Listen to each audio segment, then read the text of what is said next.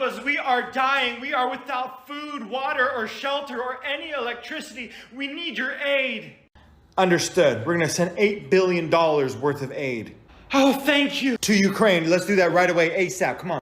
What? No, a hurricane has completely ravaged the people that you represent. Give us that money. Oh, don't worry. We're going to give you money. Every single one of you is getting $750 each. You sent $8 billion to Ukraine. You're going to give us $750? You know what? Okay, we'll take it. How do we get it? Easy. You just go online and apply, and if you pass the application, we'll wire the money right over. Okay, let me get this straight. You want us, people that are trapped in a town with no water, food, resources to spend $750 on, to go online when we have no electricity, so we don't have any Wi-Fi, to get the $750? I'm black, just like one of you. What does that have to do? President Biden, please do something.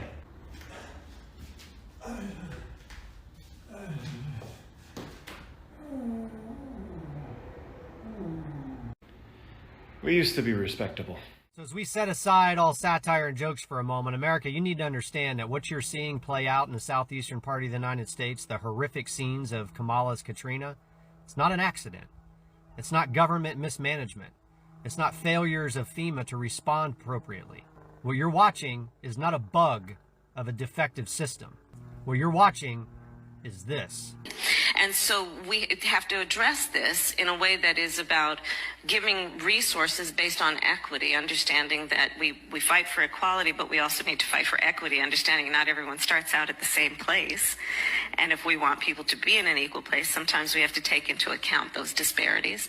Everything you heard her just say right there is perfectly encapsulated in a document that FEMA released in 2023, Achieving Equitable Recovery, a post-disaster guide for local officials and leaders. And this document outlines exactly how they deliver on that promise of equity. In that document, they lay out a series of goals. And the ones that you need to pay very close attention to are goal number 1 and goal number 8, because that defines exactly how they approach this type of a disaster. In fact, in goal number 1, the last 2 bullet points here, you can see exactly the way they are approaching this process. The focus is on achieving parity. The focus is on making sure underserved communities receive a greater number of resources. And the document even goes on to define who they consider to be underserved. And of course, it's all of the intersectional groups that you would expect for them to focus on. But this section right here in goal number 8 explains why you're hearing story after story from people who are down on the ground in the southeastern part of the country saying that FEMA is consolidating everything they can get their hands on so that they can be in charge of how those resources are distributed.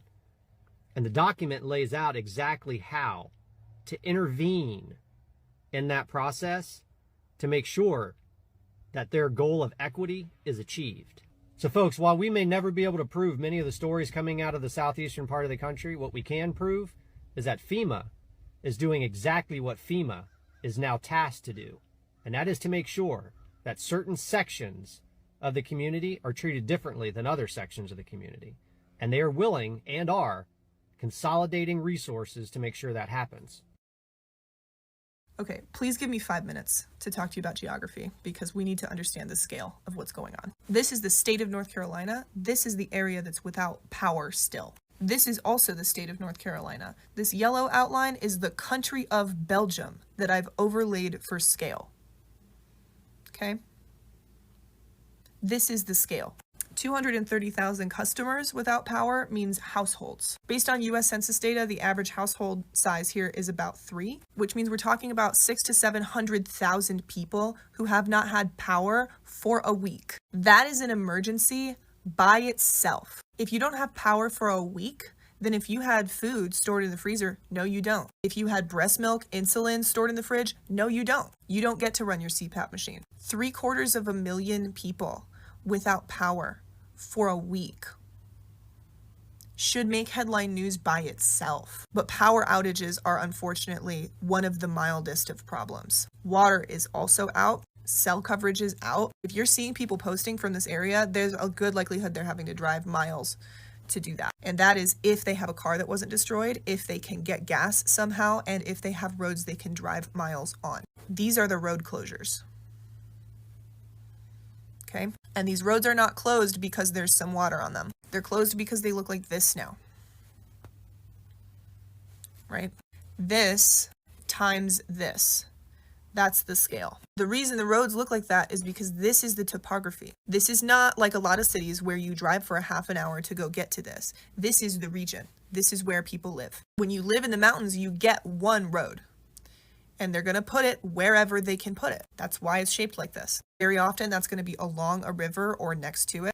When a road looks like this, right? That means the land looks like this. So when a hurricane decides to go hiking in the mountains, which has never happened in this area before, ever, you're going to get a torrential amount of water, and it's going to be moving very fast because it's moving down a mountain. And this river is going to explode. It's going to take out this road right here, and it's going to take out this road right here.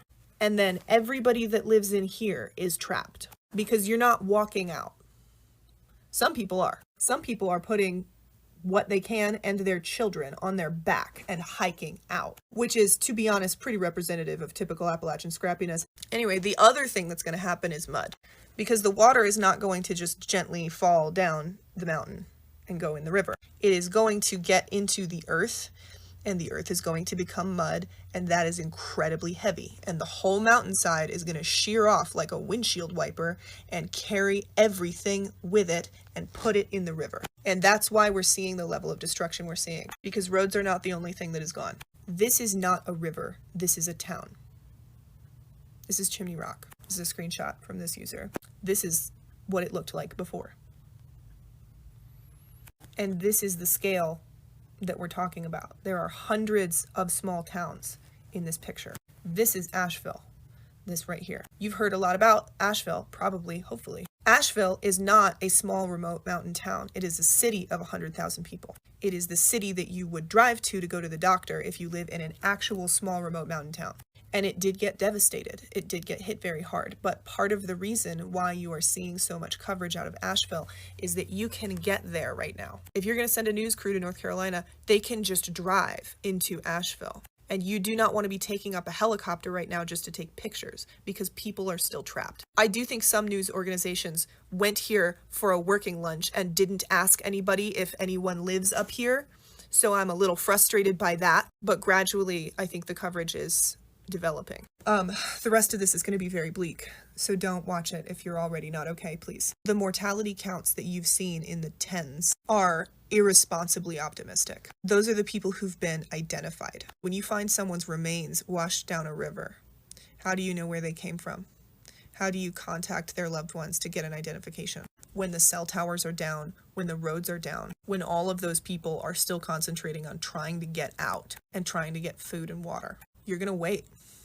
You're going to wait until the living are taken care of. We have not begun to hear the mortality numbers from this disaster. This is a small country. And it's my mom's small country. And it's gone.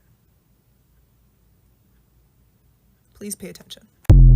Americans, I'm Colonel Douglas Macgregor, CEO of Our Country, Our Choice, and I must tell you I am mad as hell. Mr. President, I urge you to direct your focus to the people of North Carolina. They deserve immediate assistance. Rescue helicopters should be dispatched, resources mobilized, and aid provided without delay. Our military, which is always ready to serve abroad, must also be ready to serve here at home. Our good countrymen and women are currently left to fend for themselves, while our government takes great care of illegal immigrants, criminal gang members, foreign governments, and of course, lines the pockets of warmongers. I never thought I would see a day where our citizens are treated with almost complete contempt as we see today. To be frank, I'm furious, as we all should be. We're certainly grateful for our allies around the world, but we must ask ourselves, where is the priority for our own citizens? We have citizens contemplating suicide today in North Carolina. citizens without hope, citizens who despair. Countless hardworking families are without food, water, electricity, or connectivity, facing unimaginable challenges. It is unacceptable that while we allocate vast sums to foreign conflicts, our own people suffer in silence. Washington has no idea how upset the average American citizen is with the endless drain of cash and resources into foreign wars while our own citizens are suffering. Fort Bragg, now renamed Fort Liberty, is only 300 miles from Asheville, North Carolina, where thousands of Americans are coping with the washed out roads and bridges, power outages, and the desperate need for clean water. Yet, as of this moment, no Army helicopters have been sent to rescue Americans, presumably because these aircraft are needed in the Middle East and Eastern Europe. At the same time, Mayorkas's Department of Homeland Security still had the funds to move 5% of Haiti's population all over the United States. The Department of Homeland Security now reports that its funds are too exhausted and unavailable to assist Americans in the path of Hurricane Helene. Too many Americans have been left behind by a negligent federal government for too long. On the one hand, there are unlimited funds for a Ukrainian government that has lost a war, and apparently limitless funds for Israel's new war. On the other hand, the Biden-Harris administration took more than $1 billion tax dollars originally allocated for American disaster relief and used it to provide services for illegal immigrants. Today, families struggling with horrific damage resulting from Hurricane Helene must cope with only $750 in support from Washington. It's time for us to critically assess the narratives we encounter. Are we truly being served by our government, or are we being misled into believing that our greatest threats lie beyond our borders? I urge each of you to engage in thoughtful discourse, to question what you hear, and to seek the truth rooted in our shared values. Imagine a different future where we redirect our efforts towards solving the pressing problems right here at home. A future where our resources are allocated to rebuilding our communities, providing better health care, and addressing the root causes of addiction. Let's ensure that our government is not just reactive, but proactive in helping its citizens in need. It is time to strengthen our commitment, first and foremost, to the American people. No more delays, no more excuses. It's bad enough that 76% of individual income taxes go to pay the interest on our sovereign national debt. If our government has one job, it's to provide for the security and well-being of the American people. Instead, they siphon our taxes and they funnel to anyone and everyone but us. Americans, our country is on autopilot when it desperately needs leadership. Imagine for a moment wealthy parents who give their spoiled children keys to an expensive sports car. The children keep crashing the car and still get a new one after each accident. This may not be the best analogy, but it seems clear that the taxpayers are the parents and Washington is populated with spoiled children. It's time to stop replacing the sports car and instead replace the children in Washington. Thank you for listening. God bless you and these United States. Hey guys, Congresswoman Kamak here. And, you guys have brought something to my attention on what's happening in North Carolina. And so we've been getting reports that Good Samaritans were being denied access to rescue efforts and dropping off supplies and saving people. In fact, for the last several days, we've had people in our district with private helicopters who our team had been working to get them the clearance to land in North Carolina in these affected areas, and they were doing private rescue missions just out of the goodness of their heart. And we're running running into hurdles. And so I wanted to give you guys a quick update on where we are at, what we know, and what we're doing about it. So I could show you the screenshot. It's called a TFR. It's a total flight restriction was imposed for North Carolina. And our team, and that just basically means that no private aircraft that is not authorized cannot get into the area to drop supplies, pick people up, etc. And we know there are so many people who are just trying to help, and so many people that need help. So our team, we were able to get a couple of our folks in there to do rescues, and that's when the TFR came crashing down, the total flight restriction. My team right now in Washington, D.C. has pulled all of the FAA statutes, and they are going through seeing if there are any laws currently on the books that prohibit this type of activity, or if it's just something that got pulled out of the rear end of the administration. We don't know. But in the short term, we are working to get the FAA and the Department of Transportation to, one, lift the flight restriction. Two, we want to provide Good Samaritan protections for people who are trying to fly in. I've heard that some pilots are being threatened that with their license being taken away. And you guys know me, you know how I feel about this kind of stuff. That's bullshit. And so for anyone, and I hope you tag them, please share them, please in the comments, tag people that you know are doing this. If you know of anyone, any group that is trying to deliver aid to North Carolina and they have been threatened by officials that their pilot's license is going to be taken away, you please let me know, because Lord help them when we finally get our hold of those folks. We are going to make sure that our Good Samaritans, Americans who are just trying to go in and help, they have protections, that they will not be adversely, they will not have adverse action taken against them. So even though I'm still doing all this stuff here in Florida, I wanted to pop my head up and say, yes, we are aware that North Carolina has been devastated. It is heartbreaking. I've been in touch with my colleagues in North Carolina, and we are going to do everything that we can here in Florida to make sure that people can get the help that they need no matter where they are. So team is working on it. I wanted you guys to know that that was happening, because there's so many questions and there's so much bad information that's out there. So if you know of someone or FEMA inspector, yes, I have a dire warning to those that are going to take the money. There is a contract at the beginning when the inspector gets there, before he starts inspecting.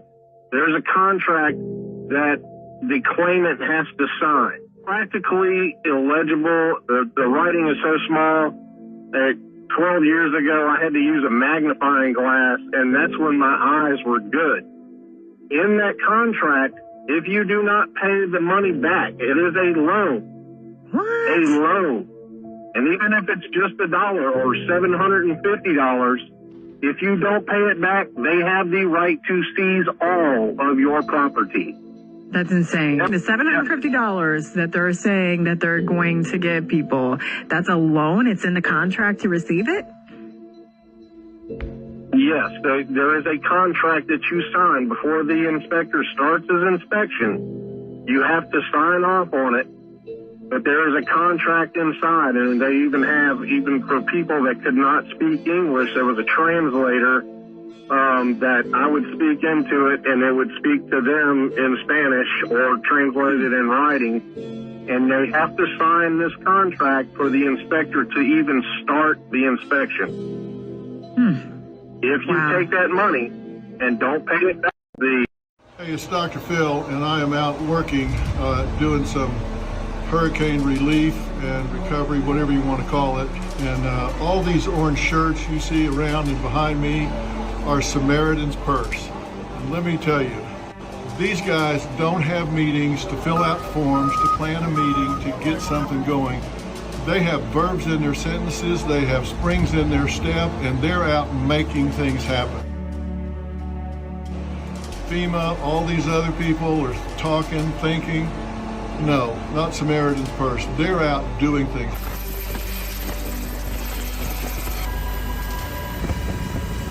I'm in a basement right now that's filled up knee deep at one point with mud. There was water over my head, soaked through the bottom of the floor into these people's house, bucket by bucket, shovel by shovel. It's time to shovel it out, take it by caravan up these stairs and get it out of here so these people can get back to living their lives. I want to keep this message alive. This is a bubble here. People in other parts of the country are living their lives because this is out of sight, out of mind. I don't want it to be. I want to make noise. I want you to see this, hear it, feel it, know it's happening. They need us. They need our help. They need our support. And most importantly, they need to know we haven't forgotten about them. Put them in your prayers, but also put them in your behaviors and let them know that you care.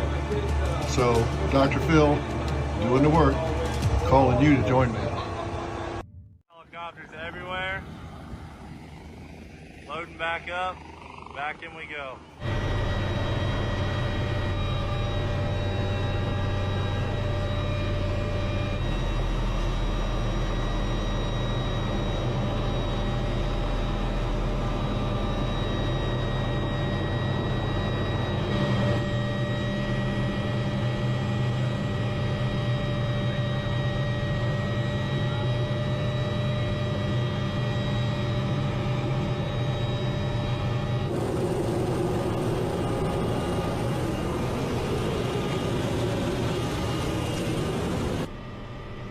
Your tail looks clear, buddy.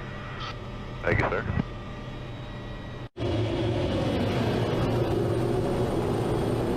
This is a person we found solely through social media. Maddie was dying to go check it out because it was a 4-month-old baby, and we were able to find him.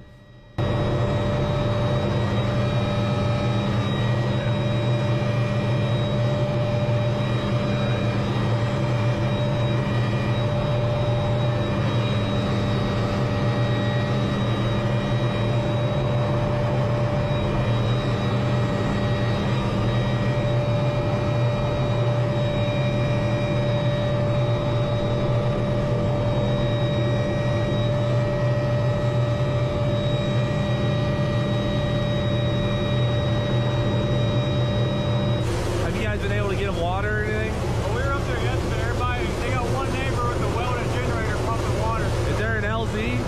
There is. Well, the neighbor said they got a big green grassy landing, but I couldn't tell you where. Take this helicopter too. I'll take it up there. Are you gonna try and get her? I'm gonna try. If there's people willing to go, I'm just gonna bring them and drop them right here and go back. We would love that. All right. We might go ahead and if you're good. I'll take the baby back with me, but let me try and get some people out.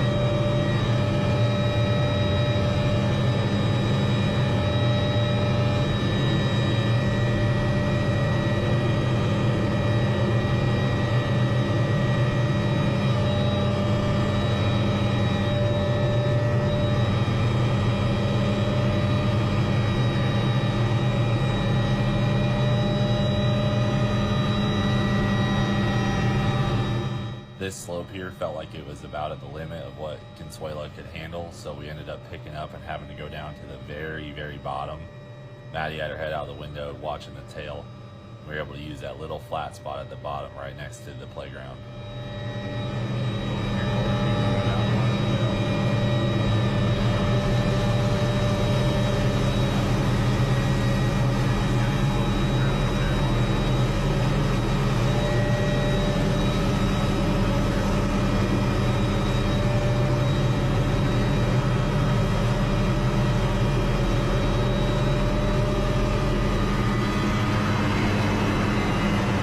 a lady with a kid up here? That's my dog on the hill. I can take her down. I can take all you guys down if you want. Okay, we go get him.